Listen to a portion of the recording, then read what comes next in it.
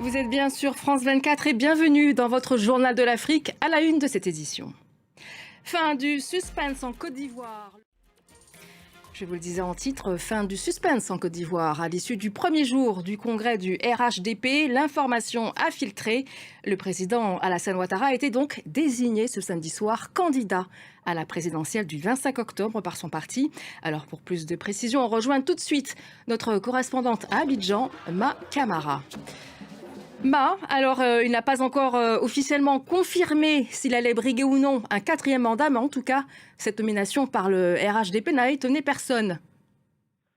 Effectivement, c'est sans surprise que Alassane Ouattara a été désigné candidat du RHDP. Merci beaucoup, Ma Camara, en direct d'Abidjan, et on suivra cette deuxième journée demain, très importante. À présent, nouvelle étape dans l'affrontement entre l'État du Niger et le géant français de l'uranium, Orano. Et en réaction, le géant français de l'uranium a dénoncé à son tour dans un communiqué, je cite, « une étape supplémentaire dans la volonté des autorités de l'évincer du pays ». Orano dit aussi vouloir réclamer la compensation de l'ensemble de son préjudice.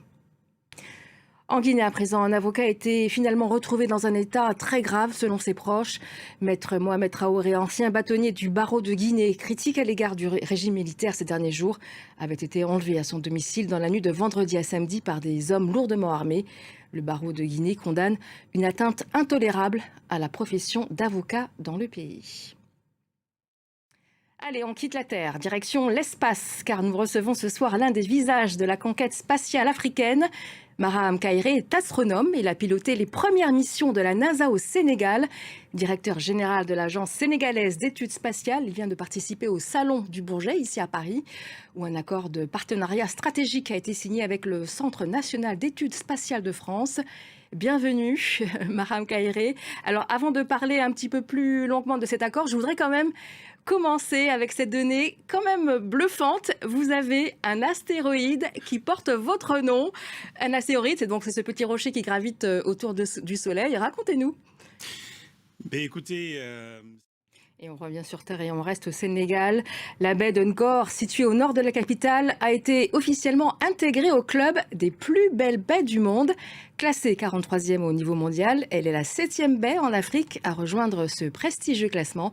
Les habitants de ce village de pêcheurs se réjouissent de cette distinction et espèrent en tirer des retombées positives pour leur communauté. Correspondance depuis Ngor avec Elie Mandao.